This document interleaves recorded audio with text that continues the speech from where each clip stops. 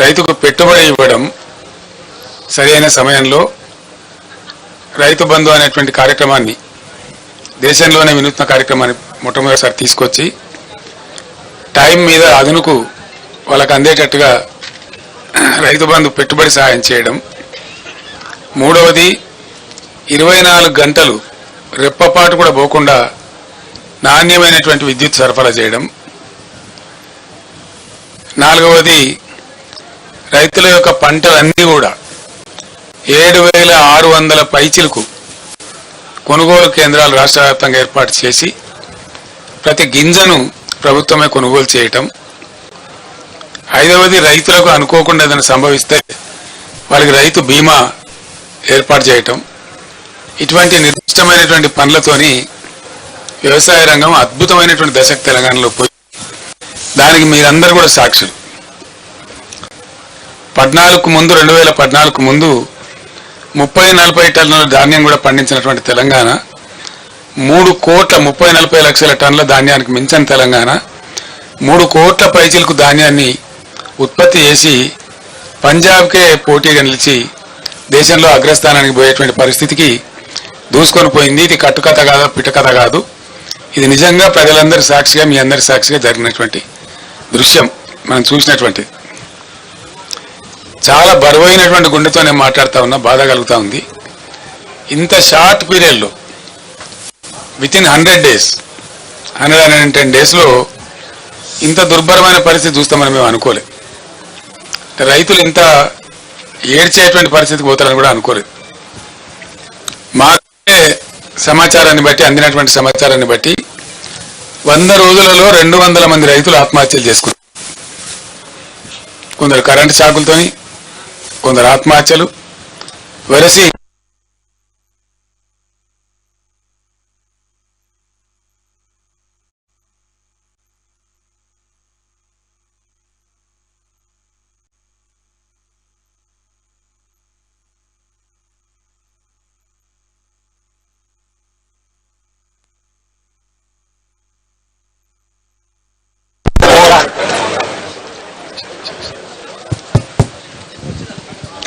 ఇట్లా పోతా వస్తూ ఉంటుంది కరెంటు.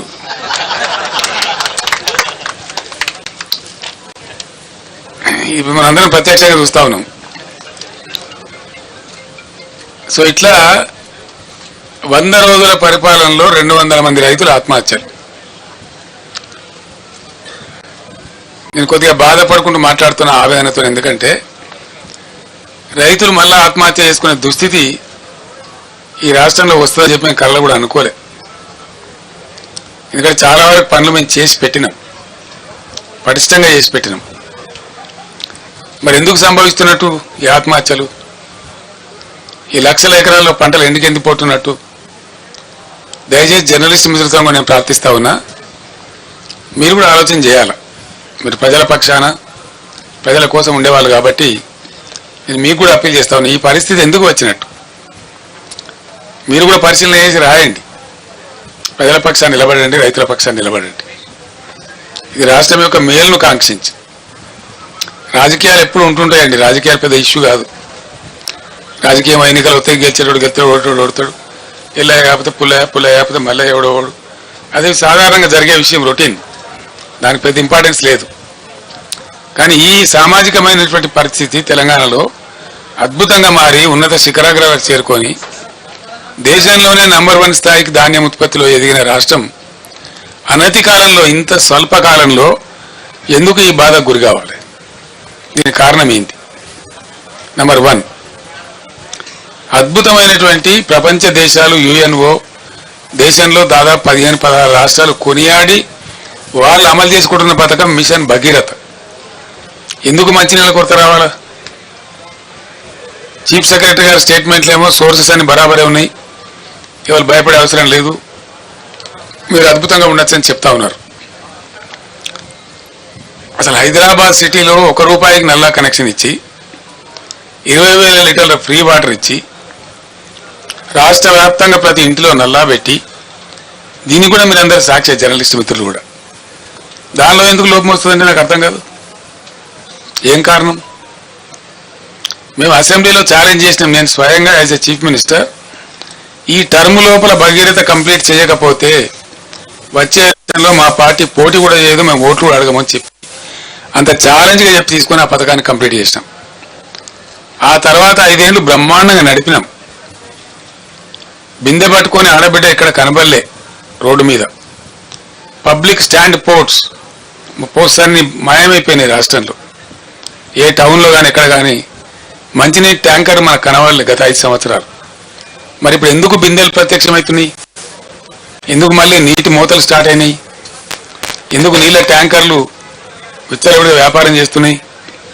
హైదరాబాద్ సిటీలో కూడా ట్యాంకర్లు పెట్టాల్సిన దుస్థితి ఎందుకు దాపరిస్తూ ఉంది? ఇవి ఆలోచించాల్సిన విషయాలు. ఇంకో విషయం ఏంటంటే కరెంటు 1.5 సంవత్సరంలో డిస్ప్రపోర్షనేట్గా చాలా దారుణంగా ఉన్నటువంటి విద్యుత్ రంగాన్ని సుమారు 35,000 కోట్లు ఖర్చు పెట్టి రకరకాల పద్ధతులన్నీ అవలంబించి సెంట్రల్ ఎలక్ట్రిసిటీ అథారిటీని కూడా సంప్రదించి మా మెదడంతా కరగదీసి అద్భుతమైనటువంటి కరెంటును మేము తీర్చిదిద్దినాం. భారతదేశంలో అన్ని రంగాలకు 24 గంటలు 1 సెకండ్ కూడా కరెంటు పోకుండా ఏర్పాటు చేసినటువంటి ఘనత మా ప్రభుత్వానికి. అది మీరందరూ అనుభవించినారు, మీరందరూ చూసినారు. ఆనాడు కరెంటు పోతే వార్త, ఇవాళ కరెంటు ఉంటే వార్త అనే కాడికి వచ్చింది. ఇది ఎందుకు వస్తుందండి నాకు అర్థం కాదు. ఒక సెటిల్డ్ సిస్టమ్. విద్యుత్ అనేది చిన్న విషయం కాదు కదా, నోటి మాటలు కాదు కదా, కట్టుకథలు పిట్టకథలు కాదు కదా. ఒక అద్భుతమైన వ్యవస్థ. దాన్ని తీర్చిదిద్ది 7.5-8 ఏళ్ళు అద్భుతంగా మేము మొత్తం ప్రజలకు సరఫరా చేసినాం. కమర్షియల్ కావచ్చు, డొమెస్టిక్ కావచ్చు, అగ్రికల్చర్ కావచ్చు, ఇండస్ట్రీ కావచ్చు, ఐటీ కావచ్చు, ఇంకా మరి ఇతర రంగమైన కావచ్చు. అందరికి కూడా ప్రజలందరికీ కూడా 24/7 పవర్ అద్భుతంగా సప్లై చేసిన ఒకే ఒక్క రాష్ట్రం భారతదేశంలో తెలంగాణ, అగ్రగామి రాష్ట్రం.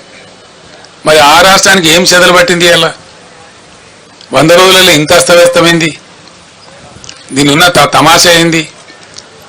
కొత్తగా నడిపించేది ఏం లేదు, కొత్తగా మొద్దులు మోసేది లేదు, కట్టెలు కొట్టేది లేదు, కొత్తగా పెద్ద గడపడాలు పట్టి తవ్వేది లేదు. ఉన్న వ్యవస్థ ఉన్నట్టు జరిగించలేని అసమర్థత ఏంది, అశక్తత ఏంది? కట్టిన ఇల్లు పెట్టిపోయి కదా, దాన్ని నడిపించే తెలివి కూడా లేకపోతే ఎట్లా? అంటే మనకు స్పష్టంగా దీన్ని బట్టి అర్థమవుతున్నది ఏంటంటే ఇప్పుడున్నటువంటి రాష్ట్రాన్ని పరిపాలిస్తున్నటువంటి పార్టీ ప్రభుత్వం యొక్క అసమర్థత, అవివేకం, తెలివి తక్కువతనం, అవగాహన రాహిత్యం, దేన్ని ఎట్లా వాడాలనో తెలియనటువంటి ఒక అర్భకత్వం మనకు స్పష్టంగా కనపడతా ఉంది. ఉన్న కరెంటును వాడుకోవడం తెలివి లేదు, ఉన్న మిషన్ భగీరథ వాడుకునే తెలివి లేదు. అద్భుతంగా వచ్చినటువంటి హైదరాబాద్ నీళ్లు మళ్ళా ఇలా వాటర్ బిల్స్ వస్తూ ఉన్నాయి, ట్యాంకర్లు వ్యాపారం జరుగుతూ ఉంది, కొనలేక జనం చేస్తూ ఉన్నారు. మళ్ళా జనరేటర్లు, ఇన్వర్టర్లు, కన్వర్టర్లు వస్తూ ఉన్నాయి, మళ్ళా స్టెబిలైజర్లు కొనుక్కునే పరిస్థితి వస్తూ ఉంది.